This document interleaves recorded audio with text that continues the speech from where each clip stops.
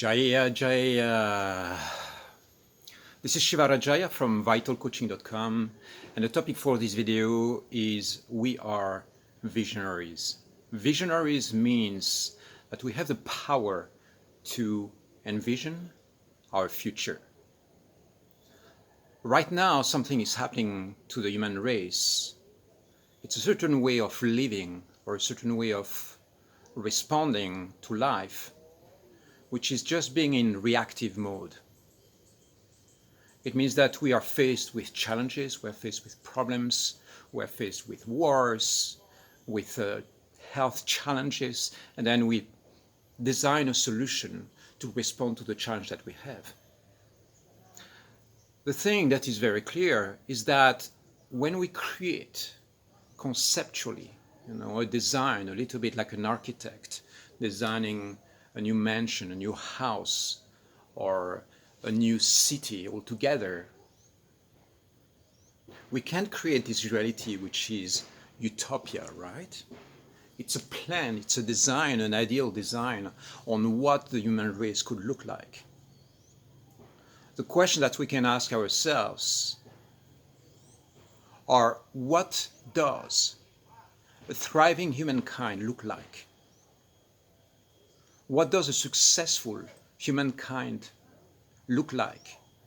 What are the values? What are the principles? What are the behaviors? What are the attitudes? Where do we put our money, our energy? Is money even still needed? What are the top priorities that we have as human race? And where is it that we're going to put our energy? So lots of people, artists, designers, using technology and their vision, have been creating these models for an ideal society. Those models are there, but we are not really using them on a large scale. We are imagining like micro communities. Here is a little community on this island that will be thriving, but then the rest of the world is still trapped into the mainstream, humans' mainstream. So what I would like to invite us for the future is really, as a human race, to realize that we have the power to design our future. We have the power to design reality. Not simply being in responsive, in reactive, stressful mode, but really to engage into a process of conceptually imagining what we can be as human race. There are lots of elements right now that are part of our human behaviors that when you think of it, when you take a moment to pause and to look at it as an observer, don't make sense at all. The material race, for instance, when you take a moment to really look at it, you go like, what are we really doing? Does material accumulation really bring you health, joy, happiness, connection, community? Most of the times it's no. Think about the movements and the travels, right? These highways packed with people moving in one direction, coming back, and these crossways of energy. It's like when you think of it, this movement of human beings across the planet in all directions, it might fulfill a certain human need, but deep inside you go like, does that really make sense to be commuting like 3 hours every day, being trapped in traffic, with traffic that is not moving? And of course, we know that intuitively. We simply don't have the full range of solutions to bring a different model into reality. But that doesn't mean that we have to stop. It doesn't mean that we have to stop conceptualizing and designing utopia.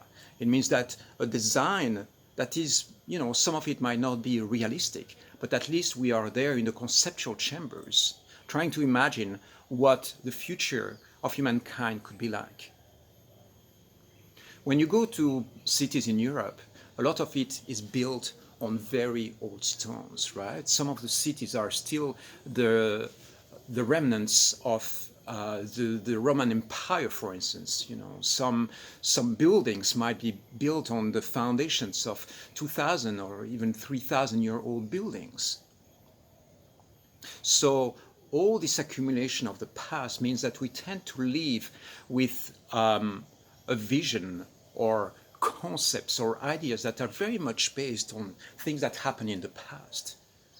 A lot of the human race is a little bit like a museum. When it comes to thoughts, it comes to ideas, it comes to beliefs, ways of thinking. You know, we are anchored into the past. Now, what I wish really for the humankind is to be able to anchor ourselves into the future. Start imagining what an ideal world could look like. And start, you know, conceptualizing, designing it, and implementing this reality. And of course, as soon as you start thinking about that, there is utopia, and then there is dystopia, right? The possibility of a future world turning into the shadows, into totalitarian states, like many writers and filmmakers have described, right? The future can be really dark and shadow-like, horrible for the human race. Wars with machines, you know, raging all over the earth. You know, that's dystopia. That's like the future, the possible future for this planet and for the human race. But we have those two realities. And once we start conceptualizing, we can design, we can implement visions that can potentially enhance, bring more pleasure, more fun, more expansion to the human race, more dignity for every human being, more powerful relationship with the planet, protecting the earth, the environments, nature, and every living form. So the visions that we have, you know, the qualities.